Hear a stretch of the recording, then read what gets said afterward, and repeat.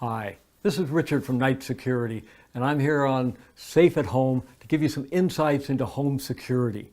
And one of the questions that always comes up is, what's the difference between a local company versus a national company? And it probably starts with what you're seeing right now, an individual who's actually a member of the alarm company that can be reached by telephone at any time to assist you. A local company provides much better service when you have a repair or a need or addition of your alarm. You can reach someone locally, someone you've dealt with before, and that is a tremendous advantage. You're not dealing with, an operator from another state. I've always preferred dealing with local contractors, and I think there's no more intimate relationship than you have with your alarm company. So it's really important to deal with a local contractor that you're comfortable with.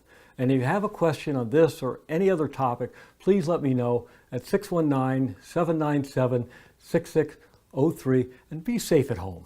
Thank you.